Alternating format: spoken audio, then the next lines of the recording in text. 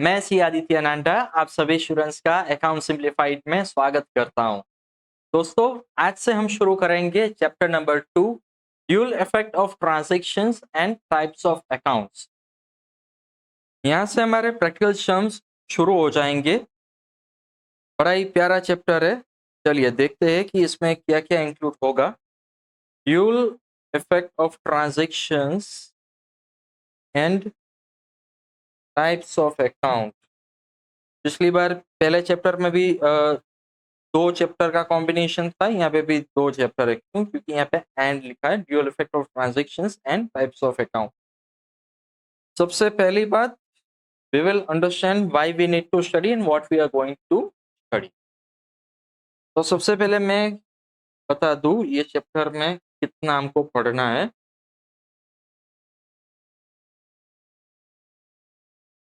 Top of chapter,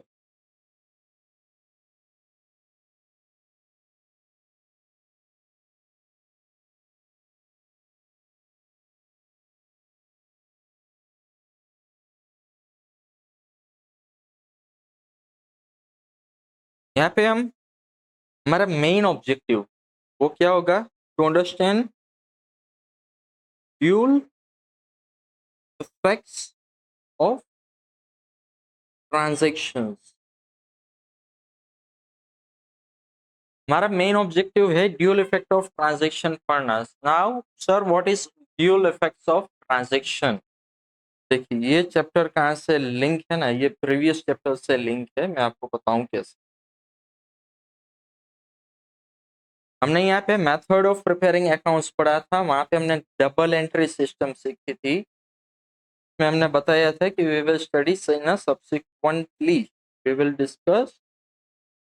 ये क्या कहता है कि हर एक ट्रांजैक्शन के दो पहलू होते हैं, एक डेबिट और एक credit. This is what we are going to study and in what form? In a mercantile form.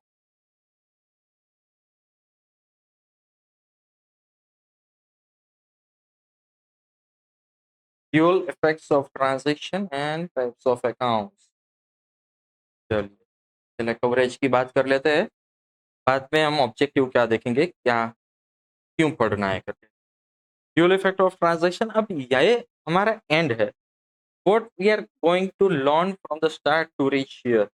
सबसे पहले हम देखेंगे economic and non economic transaction को आइडेंटिफाई करना।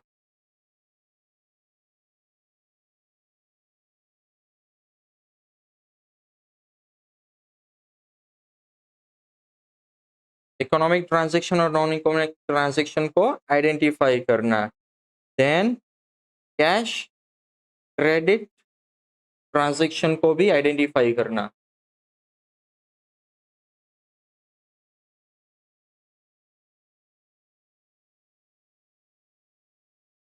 Then we are going to study something known as voucher types.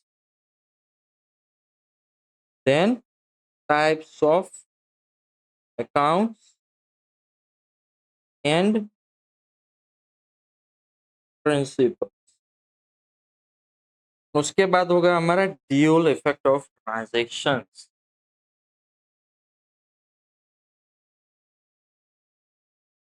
इतना हमको पढ़ना है and let me tell you, काफी लेंथी लग रहा होगा बट एक्चुअली में है नहीं। बड़ा ही सिंपल सा है, आपको पता है। जस्ट आपको प्रैक्टिकल इम्प्लीमेंटेशन जब आएगा, it would be fun for you as well as me. Sir, पढ़ना क्यों है पहले तो ये बताओ। स्कोप हमने देख लिया, ऑब्जेक्टिव देख लिया। पढ़ना है इसलिए क्योंकि चैप्टर नंबर 4 जर्नल एंट्रीज, इसके आगे का चैप्टर है, बीच में जीएसटी का है, थर्ड चैप्टर। ये चैप्टर पढ़ने से हमको क्या मिलेगा ये बता दो। सबसे पहले आप कोई भी ट्रांजैक्शन को आप आइडेंटिफाई करना सीख जाओगे कि ये इकोनॉमिक है, नॉन इकोनॉमिक है, कैश है, क्रेडिट है, क्या चीज है, कितनी इफेक्ट निकल के आ रही है, ये सब आप चीजें जानने लगोगे। कई सारे अकाउंट्स होते हैं, वो कौन सा पर्टिकुलर टाइप का अकाउंट है वो आप यहाँ से सीख जाओगे। उसके प्रिंसिपल भी सीख जाओगे, कितनी इफेक्ट से इतना सारा सब कुछ यहाँ पे सीख जाओगे।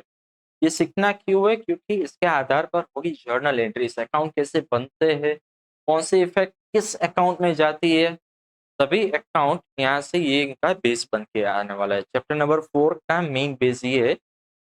हालांकि मैं अगर ऐसा भी कहूँ ना कि हमारा चैप्टर नंबर 4 है जर्नल, उनको दो हिस्सों में डिवाइड कर दिया है, chapter number 2 and chapter number 4। GS एक बीच वाला है, वो छोटा सा है, कॉम्प्लिकेटेड नहीं है। तो बेसिकली इस division of a one chapter in two parts, namely in dual effects of transaction as in journal. Journal क्या है वो अभी साइड में रख दो, वो हमारे लिए अभी इंपॉर्टेंट नहीं है। जब भी 4th चैप्टर हम करेंगे तब हम पूरा सीख लेंगे। बारी बारी हम यहाँ पे एक एक करके टॉपिक उठाएंगे। एम्पल ऑफ प्रैक्टिस मैं करवाऊंगा, आपको भी एम्पल ऑफ प्रैक्टिस करनी है, मेरे साथ करनी है। सेम टाइम जब मैं पढ़ाऊंगा थोड़ा बहुत टेस्ट भी मैं आपका लूंगा। What I want from you is active participation. मुझे आपका एक्टिव पार्टिसिपेशन 100% चाहिए। आप YouTube से पढ़ रहे हो, मैं मान सकता हूँ अकेला लग रहा होगा, बट बोलना पड़ेगा। अगर बोलोगे नहीं तो काम नहीं चलेगा। बोलना पड़ेगा, लिखना पड़ेगा, कैसी चलाना भी पड़ेगा कई बार। शर्म रखोगे तो नहीं काम होगा। किसी किसी का आवाज मुझे आ रहा है कि सर मैं अभी अकेला बैठा हूँ, यूट्यूब का लेक्चर देख रहा हूँ, आप बोल रहे हो बोलने का यहाँ पे पेरेंट्स देख रहे हो, क्या करेंगे? कुछ नहीं करेंगे, अच्छा लगेगा उनको भी। चलिए बिना टाइम को वेस्ट किए शुरू करते हैं आज का चैप्टर एंड बिजनेस ट्रांजैक्शन। चलिए ये पहले वाले चार्ट से ही मैं समझाता हूँ। टेक्स्ट बुक मत खोलना, पहले हम सिर्फ डिस्कशन करेंगे, बाद में we will go through the module. मेरी नोट्स से वहाँ पे भी हम देख लेंगे, एंड बाद में मैं आपको टाइम दूंगा लिखने का। This is how we will follow. चलिए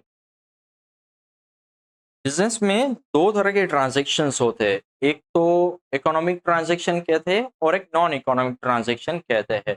ये चीज हमने पढ़ ली थी फर्स्ट चैप्टर में। यहाँ पे आइडेंटिफाई करना है, इसलिए उन लोगों ने एक छोटा सा थ्योरी दिया है, तो वो मैं आपको कवरेज करवा देता हूँ। Economic transaction and non economic transaction, ये आपका थियोरी में पीछे की एक्सरसाइज में भी है। क्वेश्चन नंबर 2 ये देखते हैं, क्वेश्चन 3 और 2। हाँ, distinguish between economic and non economic transaction. और एक क्वेश्चन है, क्वेश्चन 2 सब क्वेश्चन 8, क्वेश्चन 2 सब which transaction is called non economic transaction. चलिए ठीक है, हो जाएगा।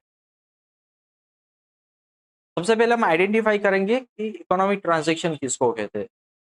Any transaction which can be measurable in terms of money. Any transaction which can be measurable in terms of money, and where exchange of money in cash is takes place at an immediate or in a future is known as economic transaction. देखिए इनके दो पहलू है। सबसे पहले ये transaction है वो मेजरेबल होना चाहिए मॉनिटरी फॉर्म में। ओके, हो गया, मॉनिटरी फॉर्म में हो गया, ये condition 1 satisfied. Now what are condition 2?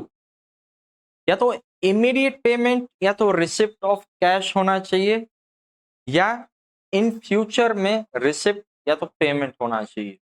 मतलब कि अगर मैं आपसे गुड्स ले रहा हूँ, मैंने गुड्स अभी ले लिए, एट द सेम टाइम मैंने इमीडिएट आपको कैश में पे कर दिया, कैश या तो बैंक दोनों चलता है यहाँ पे, तो in this case it is an economic. चलिए दूसरा एग्जांपल ले लूँ यहाँ पे। मतलब कि मैंने गुड्स अभी ले लिए, पेमेंट में आज नहीं करूंगा, पेमेंट में करूंगा इन फ्यूचर में। Then in that case even though money is not paid at a immediate basis but it is payable in future, money future में पेबल है बट उसकी वैल्यू आज डिटरमाइन हो गई, इसलिए ये इकोनॉमिक ट्रांजैक्शन का है। देखिए अभी हम नोट्स में आते हैं। those business transaction those business transaction the value of which can be measured in terms of money in cash, and where exchange of money in cash is to be made immediately or in future is called economic transaction। अभी हमने ये भी पढ़ा है, जब भी पैसा immediately exchange होता, इमीडिएटली पे या रिसिप्ट होता है at the time of exchange of goods service और एसेट, उसको हम क्या बोलते हैं? Cash transaction. और इन फ्यूचर जब भी पेमेंट करना हो या तो रिसिप्ट करना, तब उनको क्या कहते हैं? Credit transaction. both cash as well as credit transaction are form part of economic transaction वाली बात ही जानते हैं। वही बात यहाँ पे लिखी है, it includes both cash as well as credit transaction. There are two important aspects of economic transaction. Two important aspect क्या है? Exchange of goods, service or asset in exchange of cash or creation of debtor or creditor relationship arising from purchase or sale of goods, service or asset. समझ आएगा आपको? चलिए इनका एक example भी देखते हैं। If any one of the condition gets fulfilled, the transaction can be measured in terms of money and consequently that transaction becomes economic transaction. कोई भी एक कंडीशन पूरी होनी चाहिए, कोई भी एक कंडीशन मतलब कौन सी? या तो इमीडिएट पेमेंट इमीडिएट होना चाहिए कैश, या तो इन फ्यूचर पेमेंट, या तो रिसिप्ट होना चाहिए। देखिए एग्जाम्पल से देखते हैं। Radheshyam is in the business of furniture manufacturing. क्या करता है? फर्नीचर बनाता है। He purchased wood costing rupees 30,000। यह ट्रांजेक्शन कौन सा है? इकोनॉमिक या non economic? Is an economic. The transaction is a transaction of business, बराबर। Transaction is measured at rupees 30,000। पहला कंडीशन नंबर खत्म। Therefore, this transaction will be recorded by Radheshyam in his books. समझ आएगा आपको? इसका example से भी हम प्रैक्टिस करेंगे इकोनॉमिक नॉन इकोनॉमिक कैसे किसे कहते हैं। वही बारी आती है नॉन इकोनॉमिक ट्रांजेक्शन की। Any transaction which is not an economic transaction is known as non-economic transaction. म्हणजे any transaction the value of which cannot be measurable in terms of money is termed as non-economic transaction.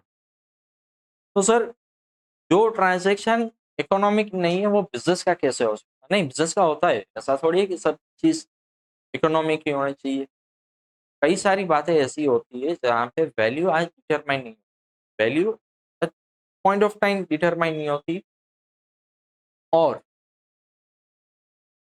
जहाँ पे immediate payment भी नहीं होता, immediate receipt भी नहीं होता, in future कभी कभी हो सकता है वैसा है। ये बात है at the point of time. At the point of time पे क्यों जोर दे रहा हूँ? परचेस सेल तो चलो ठीक है, ये हमको समझ में आता है। परचेस सेल किया तो डेटा क्रेडिट रिलेशनशिप अराइज होगा, या तो इमीडिएट पेमेंट हो जाएगा और सेटल हो जाएगा। कई बार ऐसा क्या कैसे होता है दोस्तों? सिर्फ धंधे की बात होती है, मेरे और आपके बीच में सिर्फ धंधे की बात हुई, सक्सेस होगा नहीं होगा, इन फ्यूचर में इम्प्लीमेंट होगा नहीं होगा, नो वन गारंटीज। तो जब तक ये बातें ही रहती है ना, ये होती तो विद इन द बिजनेस होती है, बिजनेस के बारे में भी होती है, बिजनेस के अंदर ही होती है, but still it is not termed as an economic. समझ लीजिए कि आप बिजनेस कर रहे हैं, मैं आपके पास आया, मैं थोड़ा बहुत मैं देख रहा था, मुझे कुछ चीज परचेज करनी है और वो चीज मार्केट में 5 से 6 लोग बेच रहे हैं। मैं पहले आपको 5 से 6 लोगों को मिलूंगा जो बेस्ट होंगे, बेस्ट मैं मिलूंगा, उसमें से आप भी थे। मैं आपके पास गया, मैंने आपके गुड्स के बारे में जाना क्या है, आपने प्रेजेंट किया, डेमो दिखाया, किया। मैं वो पॉइंट ऑफ टाइम में ये नहीं कह रहा हूँ कि भाई खरीद लिया, नहीं। जहाँ तक ये मैं चीज देख रहा हूँ, यहाँ पे बिजनेस अभी बनना बाकी है। मुझे अगर पसंद आया तो मैं बात आगे बढ़ाऊंगा। अगर मान लीजिए पसंद आया, मैं आपको कहूँगा कि भाई मैं ऑर्डर से बनवाना चाहता हूँ, आप ऑर्डर लिखिए। यहाँ पे ना तो आपने मुझे बेचा, ना मैंने आपसे कुछ खरीदा अभी, ना तो मैंने आपसे कुछ खरीदा और ना ही आपने मुझे बेचा। इन फ्यूचर आप मुझे बना के स्पेसिफिक डेट पे बेचोगे, मैं वो माल आपसे खरीदूंगा, तभी जाके वो इकोनॉमिक होगा। मगर आज के दिन में वो इकोनॉमिक नहीं, सिर्फ बात, सिर्फ बात, और बातें कभी इकोनॉमिक नहीं होती। वैसे अगर इकोनॉमिक होती तो आप बुर्ज खलीफा हर एक लोग बेच देते, ताजमहल भी बेच दिया था बंटी बबली में। अभिषेक बच्चन और ऐश्वर्या की मूवी बंटी बबली, वहां पे वो ताजमहल बेच डालते थे। चलिए question 2, sub question A, which transaction are called non economic transaction? Those transactions whose value cannot be measured in terms of money are termed as non-economic transaction. An order received, an order is received to supply goods after 1 month. A meeting held with consultant for expansion of business. देखिए बात सभी business की है, but सिर्फ meeting करना, सिर्फ demo दिखाना, ये इकोनॉमिक ट्रांजेक्शन नहीं। यहाँ पे पैसों की लेन देन होनी चाहिए, यहाँ पे पैसों की लेन देन नहीं है, उस पॉइंट ऑफ टाइम ये नॉन इकोनॉमिक ट्रांजेक्शन कहलाएगा।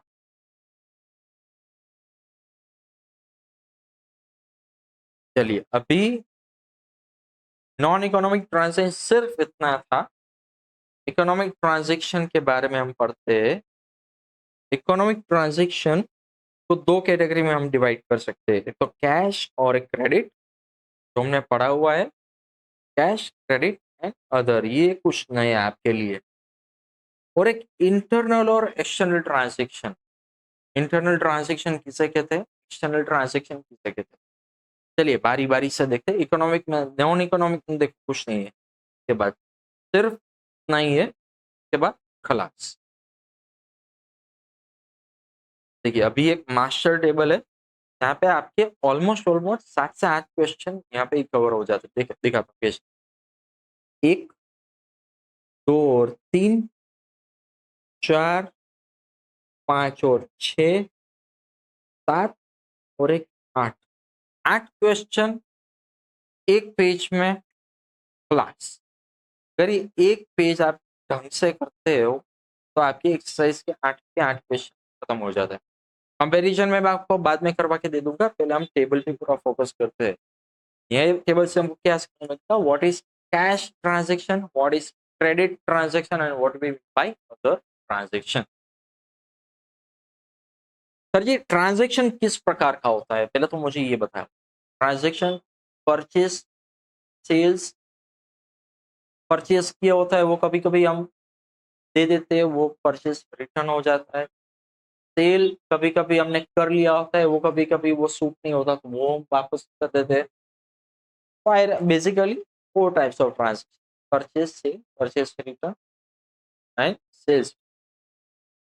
ये बात होगी परचेज सेल की। किन किन चीज का होता है सर? एक तो गुड्स का होता है। गुड्स म्हणजे गुड्स वो जिसमें हम ट्रेडिंग करते हैं, जिसमें हम डेली डीलिंग करते हैं, यहाँ पे हम रिकरिंग ट्रांजेक्शन ऑफर करते ही रहते हैं। सर्विसेज, यस, सर्विसेज कौन सी? एक तो हम बिजनेस वाली सर्विसेज हो गई कि मेरा बिजनेस है वो गुड्स का नहीं है, सर्विसेज प्रोवाइड करता हूँ, मेरा सर्विस का बिजनेस है, मैं कंसल्टेंसी प्रोवाइड करता हूँ, मैं आपको अलग अलग तरह की सर्विसेज प्रोवाइड करता हूँ, वो मेरी सर्विस है। Third one is assets. Assets भी चाहिए बिजनेस करने के लिए। तो दो टाइप के ट्रांजेक्शन होते हैं, परचेज या तो उससे, किसमें, या तो गुड्स या तो एसेट्स या तो सर्विसेज। जो भी transaction immediate exchange of goods या तो सर्विसेज या तो एसेट के बदले कैश हो जाता है, जब भी परचेज करते हैं तो इमीडिएट कैश में पे कर देते हैं, जब भी सेल करते हैं तो इमीडिएट कैश रिसीव कर लेते हैं, उस ट्रांजेक्शन को हम कैश ट्रांजेक्शन बोलते हैं। जिस ट्रांजेक्शन में एक्सचेंज के बदले इमीडिएट पेमेंट या तो रिसिप्ट ऑफ कैश होता है, उसको हम कैश ट्रांजेक्शन डिटरमाइन करते हैं। यहाँ पे कैश मतलब सिर्फ रोकड़ा नहीं दोस्तों, कैश मतलब it includes cash as well as bank. ऐसे वाले ट्रांजेक्शन में हमारे मेजरली कैश और बैंक बैलेंस दोनों अफेक्ट करते हैं। जब भी हम परचेस करते हैं तभी गुड्स या तो सर्विसेज लेते हैं या तो एसेट्स लेते हैं, उसके बदले हम पैसे देते हैं, उसके बदले हम पैसे देते हैं। जब भी हम परचेस करते हैं तो पैसे बाहर जाता है, यहाँ पे हमेशा कैश बैलेंस और बैंक बैलेंस रिड्यूस होता है। कैश और बैंक बैलेंस रिड्यूस होता है, क्यों? क्योंकि there is an outflow of money. जब भी हम सेल करते हैं तभी हम पैसा लेते हैं। जब भी हम सेल करते हैं तभी हम पैसा लेते हैं।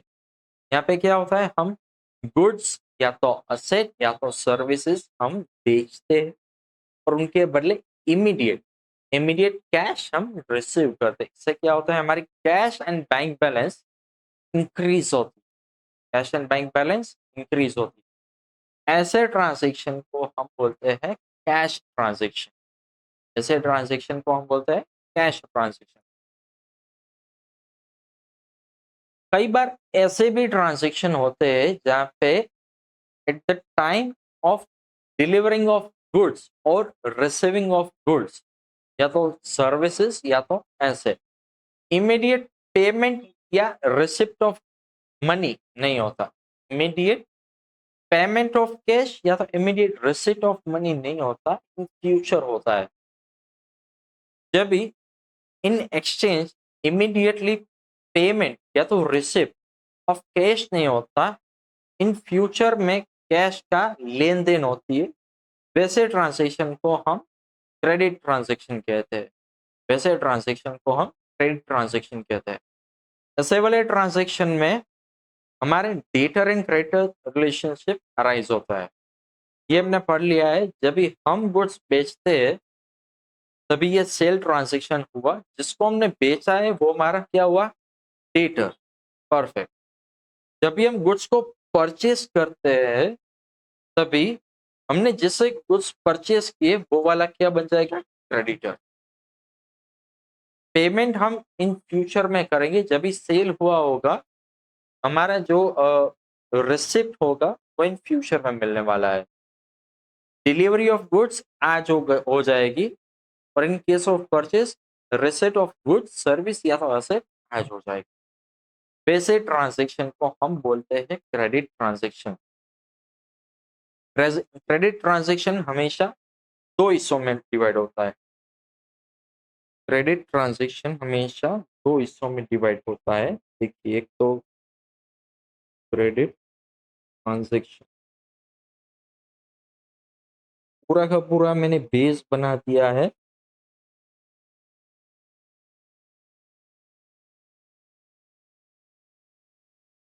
डे ऑफ सेल या तो परचेस।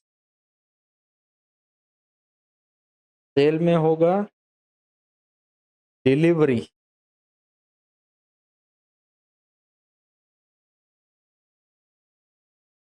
परचेस में क्या होगा, रिसिप्ट। किसका, ऑफ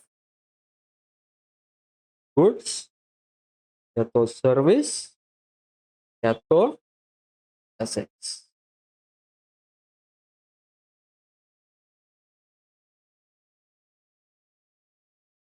डे,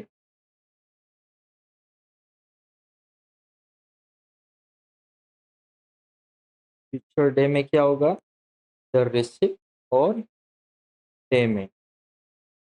अगर सेल क्या होगा तो रिसिप्ट होगा, परचेस किया होगा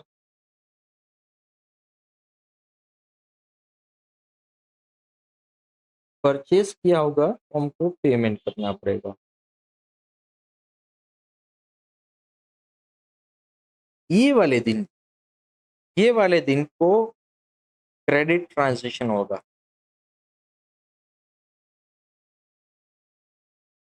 जब भी हम इन फ्यूचर में हम पेमेंट या तो रिसिप्ट होगा तब ये कैश ट्रांजेक्शन होगा।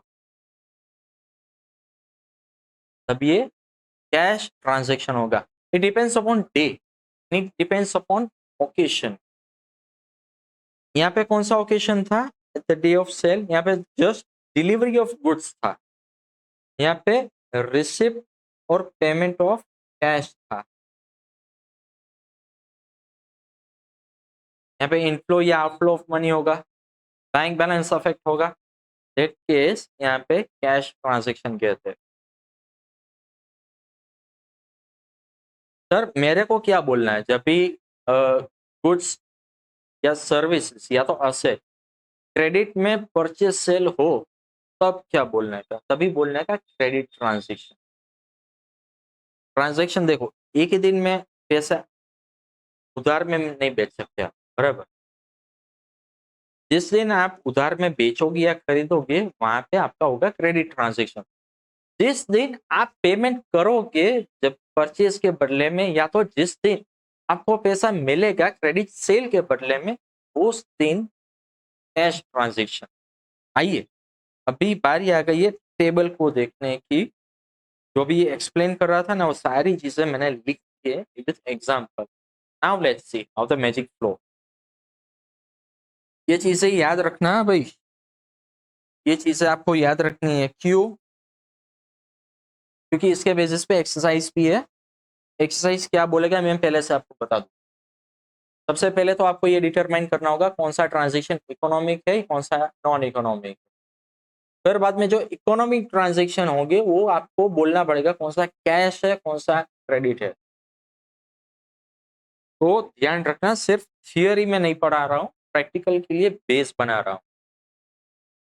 इसी थियोरी और कॉन्सेप्ट के अंदर कितने सारे सम्स बनने वाले, कितने मैं दिखाता हूँ। चलिए, in this type of transaction money is paid or received for the exchange of asset, goods or services. Cash transaction can be happen for purchase or sale of goods, service or assets. Are done. बराबर। चलिए अभी हम example देखते हैं। Example में कौन सा है?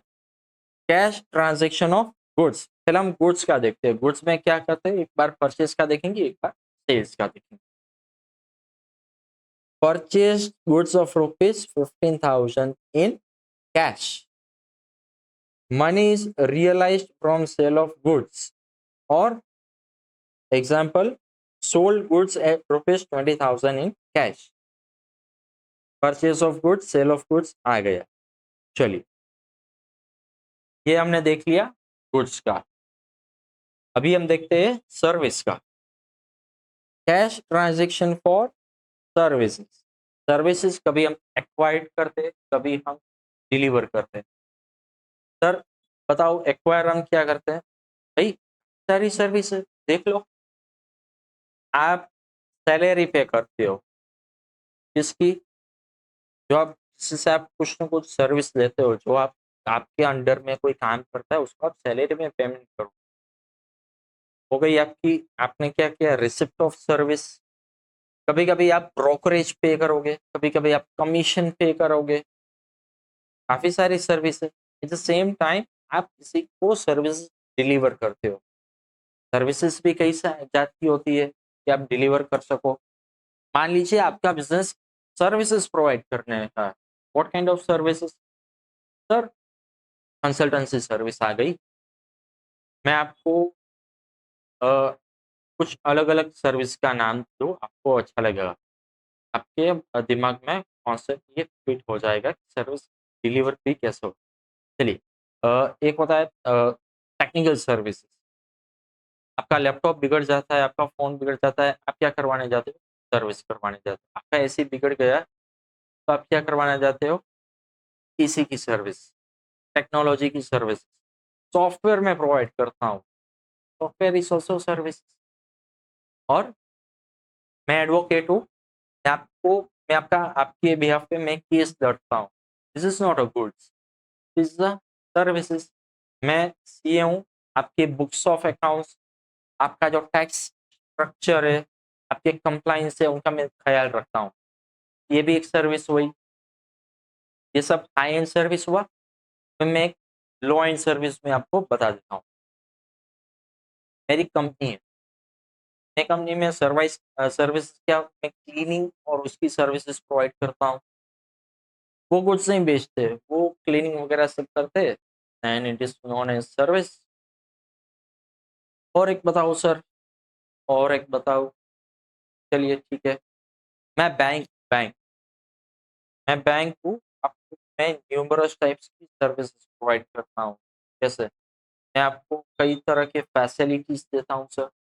ये क्या हुआ? सर्विस। मैं एक एयरलाइन कंपनी हूँ, मैं आपको एक जगह से दूसरे जगह ले जाने की सर्विस प्रोवाइड करता हूँ। कोई सर्विस काफी सारी सर्विसेज, सिर्फ गुड्स ही बिजनेस नहीं है, सर्विस भी बढ़ा सकते हैं। चलिए, cash paid for acquired service. देखिए, salary of 12,000 paid to employees give service. यहाँ पे ब्रोकरेज भी रिसिव करा। मेरा धंधा है सर दलाली का। दलाली म्हणजे मैं सर प्रॉपर्टीज बेचता हूँ, प्रॉपर्टीज खरीदने में मदद करता हूँ। अगर आपको प्रॉपर्टीज खरीदनी है तो मैं बाहर मार्केट में जाके सेलर ढूंढूंगा, मैं आपसे मिलवाऊंगा, मीटिंग कराऊंगा, एक अमाउंट नक्की करवाऊंगा, सारे कागजात हो गए, मैं एक्सचेंज करवाने की मदद करूंगा, वहां से पैसे लाके आपको पैसे देने की मदद करूंगा, और मैं उनके छोटे सा मैं कमीशन लूंगा, जिसको brokerage. Brokerage receive ₹9,000 credit for services. चलिए, यहाँ पे आ गया एसेट का। एसेट क्या होता है? वो चीज जो मुझे जिसका मैं बिजनेस कर रहा हूँ, उस चीज को बनाने के लिए, इसमें बेनिफिट करने के लिए जो कुछ भी हेल्प करेगी वो बन जाता है एसेट। एसेट हमने पढ़ा था कितने प्रकार के? दो, करंट एंड नॉन करंट। जिसका बेनिफिट 12 मंथ से ऊपर होगा वो होगा नॉन करंट, जिसका बेनिफिट 12 मंथ से कम होगा वो होगा करंट। 12 मंथ्स कहाँ से? From the purchase, no, from the balance sheet. बराबर। चलिए, एग्जाम्पल देखते हैं परचेज का। Purchase air conditioner worth ₹20,000 in cash, amount paid through check.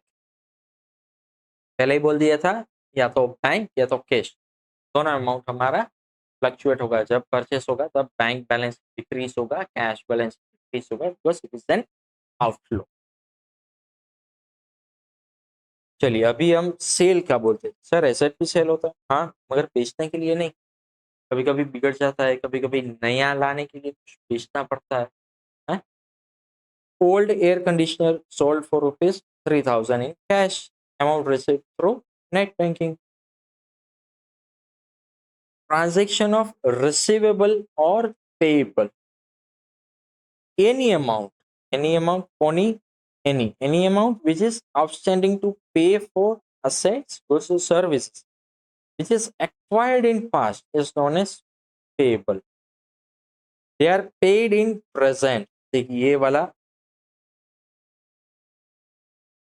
ये चीज की बात करें, ये तो डायग्राम हमने ये चार्ट था ना, इसकी क्या बोलते हैं? which is acquired in past and paid in present. आज हम यहाँ पे है तो ये वाला तो पास्ट हो गया, पास्ट में हमने परचेज किया था तो अभी आपका पेमेंट आया। पास्ट में परचेज किया था तो आपका आया पेमेंट। वैसे ही पास्ट में आपने डिलीवरी की होगी गुड्स की तो भी आएगा आपका रिसिप्ट। चलिए, देखते हैं examples. The outstanding payment of ₹3,000 for goods purchase from Ramila is made. The outstanding payment of ₹3,000 for goods purchase from Ramila made. हमने रमीला के पास से गुड्स परचेज किया होगा क्रेडिट में, आज हमने उनको पे कर दिया। Any amount which is outstanding to receive for asset, outstanding to receive for assets, goods or services provided in past is called receivable. These are received in present. Goods worth ₹4,000 was sold to Rashmi. The outstanding amount is received in cash. चलिए, एक note है बढ़िया सा, important है आपको समझने के लिए। These transactions arise when an asset, goods or services are purchased or sold in credit in past and payment or receipt happen in present. A business is payable to its creditors and a business is receivable from its debtors. ये हमको मालूम है. It is not mandatory to receive or pay amount in cash even if it is paid through check, NEFT, RTGS or any digital mode. It will still be considered as cash transaction. One has to see that inflow and outflow of cash fund. It can be either cash in hand or time. मतलब कि cash transaction सिर्फ cash ही affect नहीं होता, bank भी affect होता है irrespective mode. Mode में क्या होता है, कैश भी हो सकता है. अगर बैंकिंग मोड की बात करें या तो cheque, RTGS, NEFT, digital transaction, कई सारे ट्रांजेक्शन जब बैंक फैसिलिटी प्रोवाइड करती है सारे ट्रांजेक्शन कैश में आते हैं.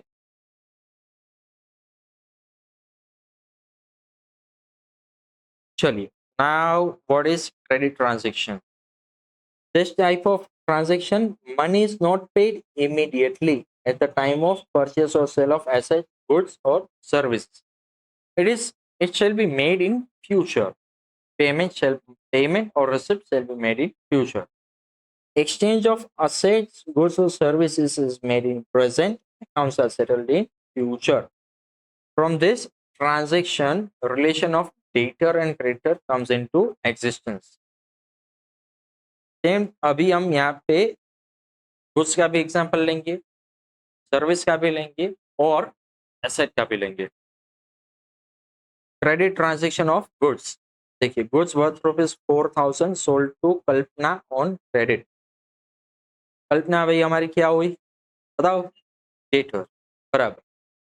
As Kalpana is required to pay us in books of ना in our books, Kalpana becomes debtor. हमारे लिए कल्पना क्या हुई, डेटर. हम कल्पना के लिए क्या हो गए, सोचो. उसने क्या किया, परचेस किया. कल्पना के बुक में हम क्या होंगे, क्रेडिटर.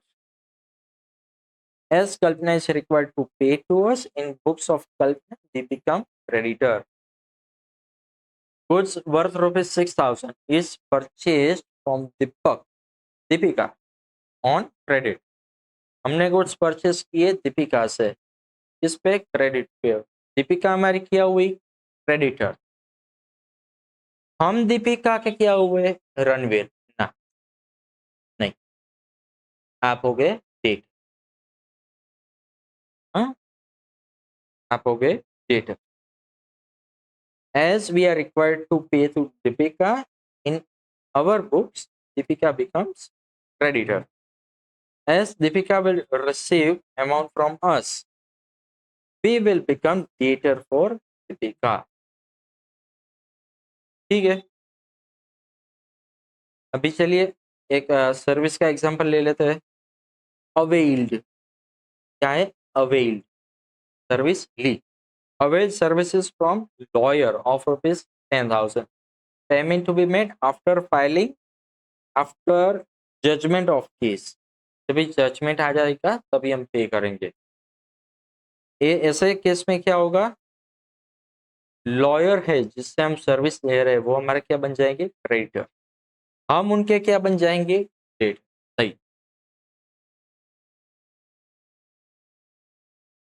दोस्तों, कई बार ऐसा भी होता है कि सिवा एक और टाइप का ट्रांजेक्शन आके निकलता है, इसको हम बोलते हैं अदर टाइप ऑफ ट्रांजेक्शन. सच में ऐसा होता है. तो इसको अदर क्यों बोलते हैं, क्योंकि ये ना तो कैश है ना तो क्रेडिट है. सर थोड़ा सा इससे समझाता हूँ. जहाँ पे सिर्फ एक ही पार्टी होती है ना, वहाँ पे अदर ट्रांजेक्शन का कॉन्सेप्ट आता है. Now what do you mean एक ही पार्टी. कभी कभी जो गुड्स हमने लिए होते या तो जो हमने एसेट लिए होते वो डिस्ट्रॉय हो जाते, वो खराब हो जाते हैं. कई बार गुड्स होते हैं वो चोरी हो जाते हैं, स्टोलन हो जाते हैं, थेफ्ट हो जाते हैं. तो अभी चोर को तो ऐसा नहीं बोलते तूने चोरी कर लिया अभी तेरे को देना बाकी तो तू हमारा क्या बना, डेटर. ऐसे दिमाग मत घुमाओ सर। हाँ, बोले आप बोले। तो अगर ये शब्द आपके दिमाग मुंह से निकले, in that case you are going on a correct track. कुछ डैमेज हो गए, अर्थक्वेक आ गया, फायर लग गई, गुड्स पड़े थे गोडाउन में, डैमेज हो गए। भाई आप ओ माई गॉड तो हो नहीं कि आप गॉड पे कैश करो। हाँ, तो आप गॉड को तो डेटर नहीं बना पाओगे टू पे। दैट केस ऐसे ट्रांजेक्शन में एक ही पार्टी है, और ज्यादातर केस में ये कैश एलिमेंट नहीं होता यहाँ पे, ये नॉन मॉनिटरी फॉर्म का होता है। ऐसे ट्रांजेक्शन को हम अदर टाइप ऑफ ट्रांजेक्शन कहते हैं। देखिए, these are neither cash nor credit, these are special transaction, these are also recorded in books। Books में क्यों रिकॉर्ड करना है जब कैश ही नहीं है? To determine the correct profit. देखो यहाँ पे एग्जांपल देखा, goods destroyed in accident, destroyed through theft, given for donation, goods given for advertisement, asset turned defective or यहाँ पे लॉस ही आता है majority of time. Majority of time यहाँ पे लॉस ही आएगा। कभी गुड्स जल गए, कभी गुड्स थेफ्ट हो गए, स्टोलन हो गए, कई सारे टाइप्स आएंगे यहाँ। यहाँ पे मेन जो कॉन्सेप्ट है ना, यहाँ पे ये होगा, फिर मैं आपको बारी बारी ये सारे 8 के 8 क्वेश्चन कहाँ पे है मैं आपको दिखा देता हूँ। सबसे पहले क्वेश्चन 2 नंबर 2 यहाँ पे देखते हैं। Question 2 number 2, what is cash transaction? देख लिया, ये वाला आएगा। ये 4 एंड 5, क्वेश्चन 2 के 4 एंड 5, ये illustration of cash transaction of goods, cash transaction of service हो गया। What is credit transaction? चलो ये भी सीख लिया। क्रेडिट ट्रांजेक्शन के इलस्ट्रेशंस भी सीख, नियरली सारा खत्म हो गया। Distinguish between cash and credit transaction वो भी हमने देख लिया। अदर ट्रांजेक्शन को एक्सप्लेन अदर ट्रांजेक्शन वो भी हमने देख लिया। नियरली सारी एक्सरसाइज हमने टेबल में हमारी, और ये मैंने आपको करके दिखाया। That's why this material made in a student-friendly approach to make your practice and revision more convenient। आपको इधर उधर भटकने की जरूरत नहीं पड़ेगी, सिर्फ एक ये पढ़ लो कि आपके ऑलमोस्ट सारी की सारी चीजें आ जाएगी। अगर आपको ये चीज लेना है आप मेरे से ले सकते हैं डायरेक्टली, या तो आप अमेजोन से भी मंगवा सकते हैं। डिस्क्रिप्शन में मैंने नीचे दे दिया है, मुझे डायरेक्टली मेल भी कर सकते हैं। मेल कर दीजिए आप मुझे आपका नाम, एड्रेस, मैं आपको जीपे का क्यूआर कोड दे दूंगा, पेमेंट कर दीजिए, मैं आपको कुरियर कर दूंगा, विद इन 4 to 5 डेज आपके घर पे मिल जाएगा। चलिए, वो नीचे ऐसा ही वो लाइन आती रहेगी डिस्क्रिप्शन में, हम आगे बढ़ते हैं।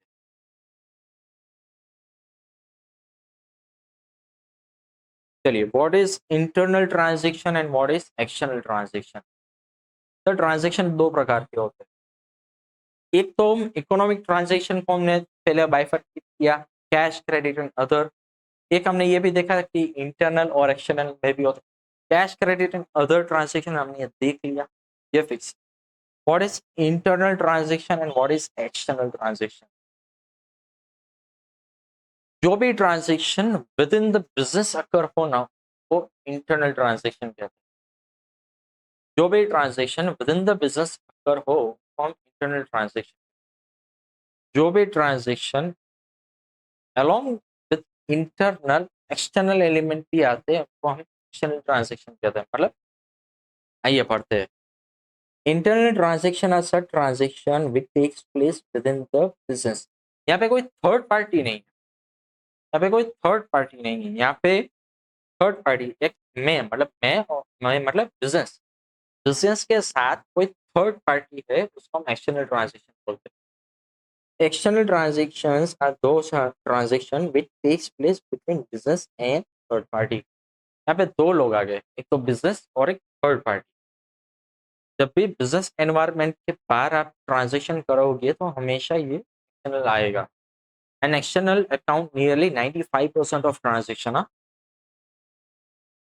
एग्जाम्पल से बड़ा सिंपल है, purchase, sale, receipt, payment, debtor, creditor, bills receivable, bills payable, जो भी ट्रांजेक्शन बिजनेस बाहर वालों के साथ करता है, even even introduction of capital is also an external transaction.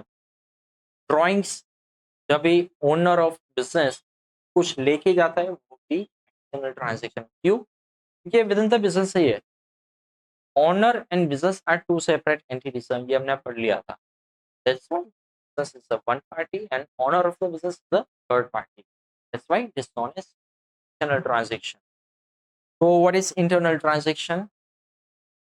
Internal transaction almost सारे आपके अदर टाइप ऑफ ट्रांजेक्शन है ना, स्पेशल टाइप टाइप के, वो आपके इंटरनल हो जाएंगे।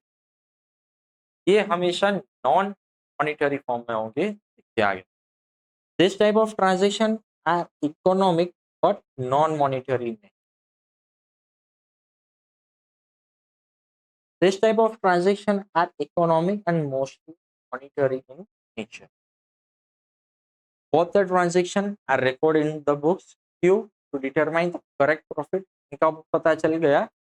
बट इंटरनल ट्रांजेक्शन क्यू, अगर ये लॉस आपने लिखा ही नहीं, लॉस ही हुआ ना आपका, आपके गुड्स चल गए, एसेट बिगड़ गई, थेफ्ट हो गया, चोरी हो गया, ये लॉस है आपका। अगर आपने लॉस ही नहीं बताया, एंड इन दैट केस आपका प्रॉफिट है वो एक्चुअल नहीं होगा, प्रॉफिट बढ़ के आएगा and this is not correct position. चलिए, depreciation on loss of asset, loss due to natural calamity, ये हमने पढ़ लिया। ये सारा का सारा ये वाला है। Other transaction, destroy by accident, usage, effective sir, ये वाले क्या है? Sale, purchase of goods, service, interest received, paid, bank dividend, etcetera.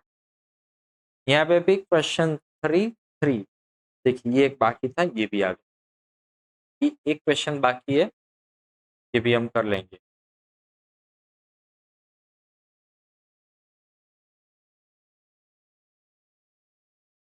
चलिए अभी हम शुरू करते हैं एग्जाम्पल नंबर 1। ये क्या कवर करेगा? आपका इलस्ट्रेशन 1 दिखाई देता हूं मैं आपको, ताकि ये आपका साइड बाय साइड कंप्लीट होना चाहिए। जो भी चीज़ें मुझे ज़रूरी लगती है मैं आपकी इलस्ट्रेशंस भी करवाऊंगा, तो no need to worry for that. हाँ, ये रहा।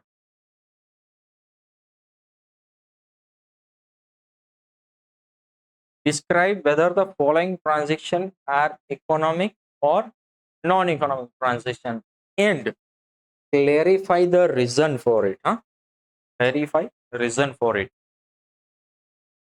क्या करना है? हमको कोई ट्रांजेक्शन दिया होगा, आपको बताना है ये मॉनिटरी है या नॉन मॉनिटरी, मतलब इकोनॉमिक है या नॉन इकोनॉमिक, और इनका रीजन भी देना है।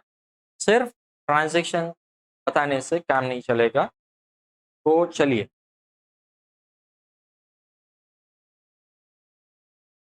ये वाला टेबल चलना है।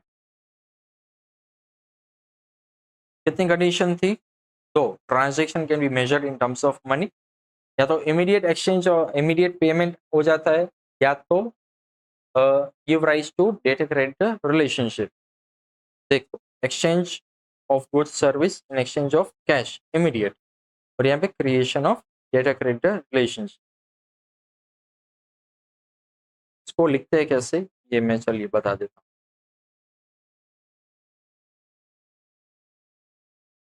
हाँ, ये for student remember standard rule for determining whether the following transaction are economic or non-economic transaction। वही दो चीज जो मैंने बताई।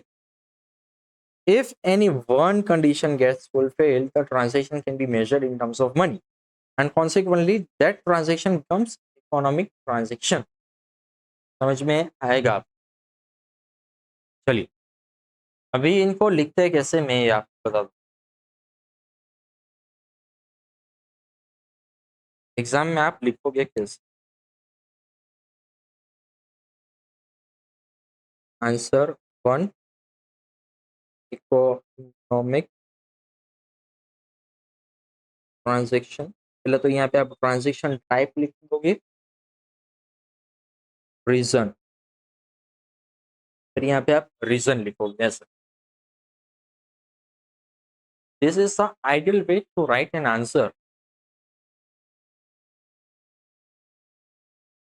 अगर क्वेश्चंस बड़े हैं, अगर क्वेश्चंस बड़े हैं, देन इन दैट केस मान लीजिए कि पूरा का पूरा आपके 5 से 6 ट्रांजेक्शन दिया गया है, तो क्या होगा, आप हर बार ट्रांजेक्शन लिखोगे और रीजन लिखोगे, आपका टाइम जाएगा। दैट केस क्या करना चाहिए आइडियल वे में, ये मैं कहता हूँ। Question number,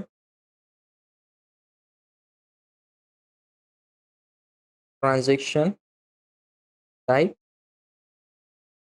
and reason. आप एक ऐसा टेबल बना लीजिए।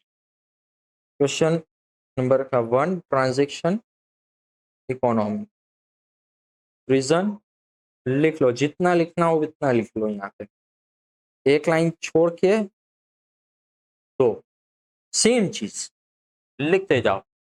होगा कि यहाँ पे आपका काफी सारा टाइम सेव हो सकता है, प्रोवाइडेड कि अगर आपका लेंथ बन रही है तो। अगर 5 से ज्यादा पूछ रहे हो ना, तो आप ये फॉलो करना। 5 क्वेश्चन से ज्यादा पूछे हो ना, तो आप ये फॉलो करना। 5 के अंदर है दिस लुक और बेटर। चलिए,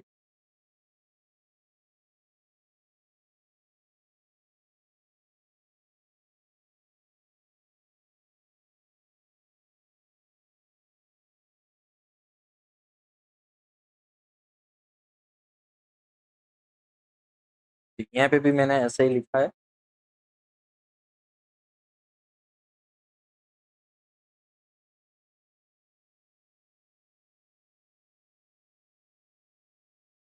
अभी पार्टिसिपेशन आपका मुझे चाहिए, दोनों तरफ से पार्टिसिपेशन रहेगा। मैं भी पार्टिसिपेट करूंगा, आपको भी पार्टिसिपेट करना है। एंड ये से करेक्ट अप्रोच से हम आगे बढ़ेंगे। सबसे पहले वाला लेते हैं, ट्रांजेक्शन 1, एसेट परचेज फॉर ₹10,000। बताओ इकोनॉमिक है या नॉन इकोनॉमिक है? सर परचेज किया, सर परचेज किया। सबसे पहले तो ये इकोनॉमिक है। Yes economic. Why? Why they? Because it is purchase transaction, और यहाँ पे पेमेंट भी हो रहा है, can be measurable in terms of money, ₹10,000। आइए देखते हैं।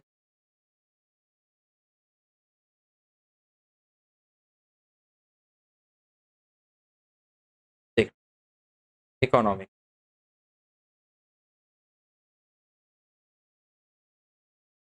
is an economic transaction, cash paid against asset।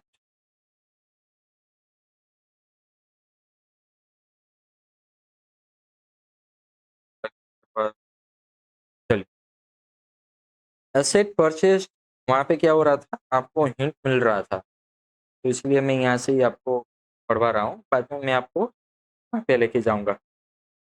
Now पहला तो हो गया, अभी दूसरा लेते। Asset purchase from Radha for ₹12,000 on credit. तो सबसे पहले ये बताओ कि ये ट्रांजेक्शन मॉनिटरी फॉर्म में है या नहीं, मेजरेबल है। वाई? ₹12,000 है, तो ये क्या हुआ, economic transaction. Why economic transaction? Because it is sold in a credit, data credit relationship price हो रहा है। Asset sold for ₹20,000। बताओ, आप बताओ कौन सा है, इकोनॉमिक है या नॉन इकोनॉमिक है? सर बेचा इज एन इकोनॉमिक। सर कौन सी दो कंडीशन में से कौन सी है? सर पहली वाली। यहाँ पे कैश रिसिट आ गया, लिखा तो नहीं है कैश, लिखा तो नहीं है, फिर भी क्यों ऐसा बोला आपने, कैश रिसीव्ड हो गया? यहाँ पे किसी का नाम नहीं लिखा है। अगर नाम नहीं लिखा है तो डेटर क्रेडिटर रिलेशनशिप कैसे अराइज होगा, मैं ये ट्रांजेक्शन से कैसे पता लगा पाऊँ मैंने किसको बेचा है, फिर डायरेक्टली कैश मुझे मिल गया है, मुझे नाम की क्या जरूरत दोस्तों, हाँ?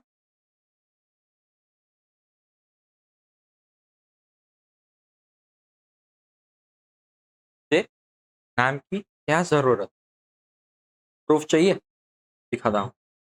Asset sold to Meera on credit, किसको बेचा, मीरा को, इसमें क्रेडिटर क्रेडिट पे ₹22,000।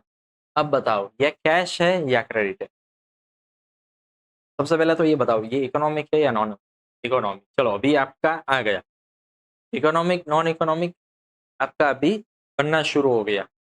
कैश और credit is a credit, why, it is debtor relation, creditor relationship arise हो रहा है यहाँ से, यहाँ पे नाम आ गया और यहाँ पे लिखा भी है क्रेडिट, इसीलिए ₹8,000 पेड फॉर वेजेस। बताओ ये इकोनॉमिक है या नॉन इकोनॉमिक है, सर ये इकोनॉमिक है, बताओ क्यों, क्योंकि यहाँ पे ट्रांजैक्शन को हम मॉनिटरी फॉर्म में मेजर कर सकते हैं, बराबर, ट्रांजैक्शन को हम मॉनिटरी फॉर्म में मेजर कर सकते हैं और यहाँ पे इमीडिएट पेमेंट हुआ है। क्वेश्चन 5 देखिए, तो मेरा relation data creditor ₹8,000 paid for wages, economic cash paid against service, ₹9,000 received for rent. बताइए क्या है, इकोनॉमिक है या non economic, sir economic, why, because it can be measurable in terms of money, ₹9,000। चलिए पहली दो में से कौन सी कंडीशन सेटिस्फाई होती, पहली immediate receipt of money. Question 6 received, यहाँ पे दिखा received, cash received against service, liability of ₹15,000 settled, हमारी लायबिलिटी थी, पास्ट में हमने कुछ परचेज किया होगा तो उसके ₹15,000 हमको देने थे, वो हमने पे किए, हमने आज वो अमाउंट पे की। बताओ इकोनॉमिक या नॉन इकोनॉमिक, इकोनॉमिक। यहाँ पे क्या है, सेटल, सेटल मतलब पे, पेड, तो ये कौन कौन सी कंडीशन सेटिस्फाई हुई, फर्स्ट वन, लायबिलिटी ऑफ, देख देखा यहाँ पे liability of 15,000 settle paid, liabilities paid in cash is an economic transaction. चलिए रिसीवेबल ऑफ ₹18,000 इज रिसीव्ड, हमने किसी को कुछ बेचा होगा, उसके ₹18,000 आने के बाकी थे जो आज हमको मिल गए, मिल गए कैसे पता चला, रिसीव्ड, रिसीव्ड। बताइए इकोनॉमिक या non economic, economic, by major हो सकता है ready, payment received in cash, receivable is received in cash, an order is received, क्या हुआ है, ऑर्डर रिसीव्ड हुआ, to supply of goods of ₹10,000, क्या ये मेजरेबल है इन टर्म्स ऑफ मनी, यहाँ पे तो दिया है, यस इट इज मेजरेबल। क्या एक्सचेंज हुआ, गुड्स या तो सर्विस आज एक्सचेंज हुआ, नो, क्या गुड्स, क्या मान लीजिए गुड्स एंड सर्विस एक्सचेंज नहीं हुआ, पेमेंट आज रिसीव हुआ या हमने पेमेंट आज किया, नो, अगर पेमेंट हमने आज नहीं किया, गुड्स भी आज हमने रिसीव या डिलीवर नहीं किए, this case none of the condition are getting fulfilled, this case such a transaction is a non economic transaction. 9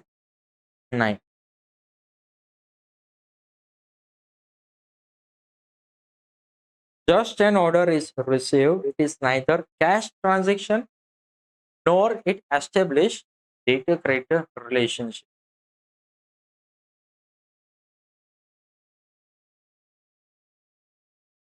A planning is made to buy one asset. ये सिर्फ प्लान किया, आज सोचा कि एक एसेट खरीद लेते हैं, इकोनॉमिक या नॉन इकोनॉमिक?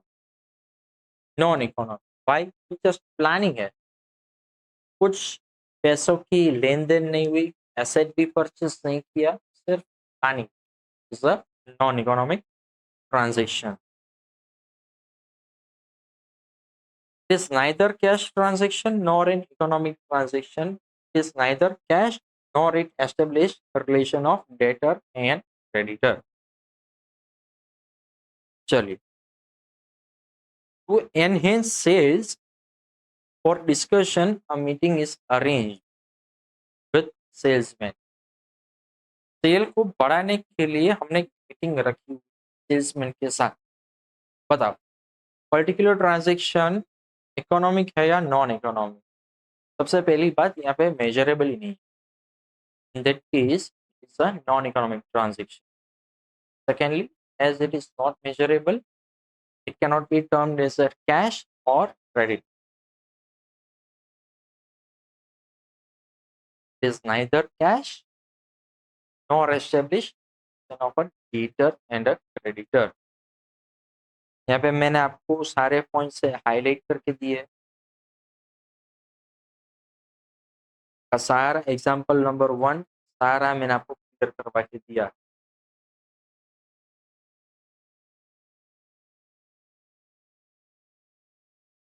चलिए, अभी आप एक काम कीजिए, ये एग्जाम्पल आपको लिखने की जरूरत नहीं है, आप ये वाला लिख लीजिए। आज के लिए हम इतना ही रखेंगे, आज के लिए हम इतना ही रखते हैं।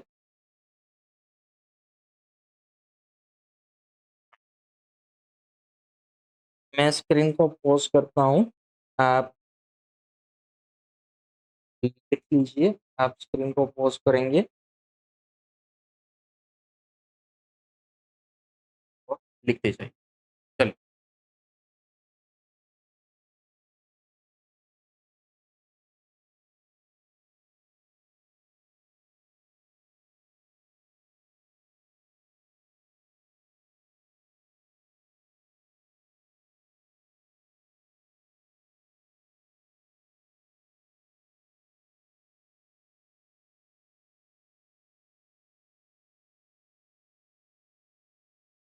अपना कॉन्सेप्ट अगर ढंग से क्लियर कर लेना दोस्तों, तो बिलीव मी, आप कोई भी सम है वो सॉल्व कर पाओगे, कोई भी ट्रांजेक्शन आप उठा के उसको इजीली सॉल्व कर पाओगे, आपको दिक्कत नहीं आएगी यहाँ।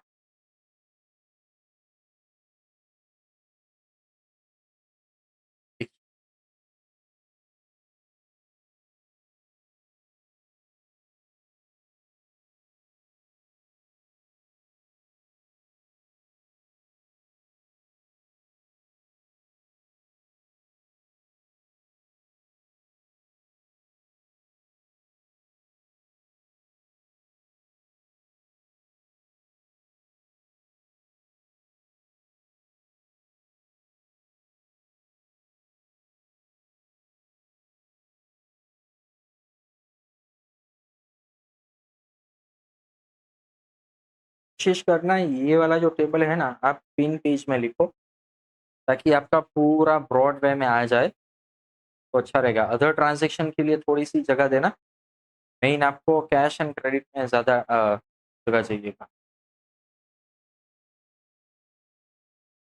अगर आपको लिखना नहीं है तो आप मेरे से बुक्स भी मंगवा सकते हो फॉर योर बेनिफिट, का टाइम काफ़ी हद तक बच सकता है।